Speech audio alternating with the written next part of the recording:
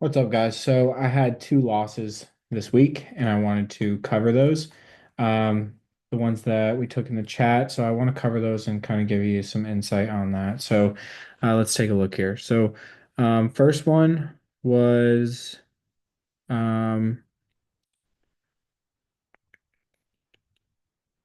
TSM.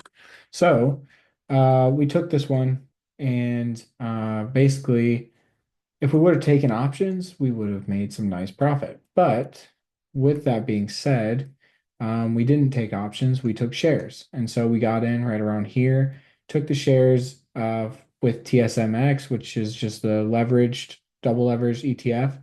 And so essentially what happened is we got in and um, when we got in as we were breaking here. And then essentially what happened is we gapped up. We were up about 3% on the shares. And then we sold off at the open. And then so we cut it off for minus 3% on TSMX shares and took a loss on this. So right about where it cut these lows is where we got out of the position. May work out, may not. We'll see what happens. But that was the first loss that I took this week. The other loss that I took was in rum, and it was actually in the same day, today. So for this trade, I was basically just looking for a breakout. We had that flush in the markets, and rum seemed to be holding up pretty decent. And so we took an entry here. We went up about 12%, and then it sold off and hit my stop for minus 15%. So stopped out there, but that's okay.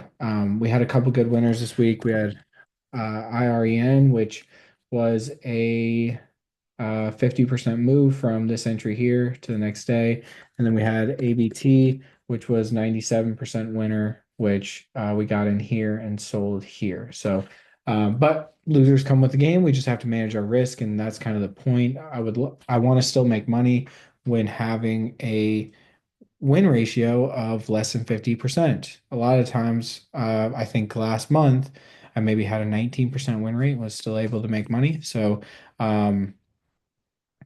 it may have been just 1 week in January. I have to double check my stats, but there was a period of time where I had 19% win rate and I still made money. So it's all about risk management, and you can't control your winners, but you can control your risk. So um, once you get that, and I talk to this about coaching students all the time, once you kind of flip that switch and understand that it's not about how many winners you have, it's about how big your average win is compared to your average loss.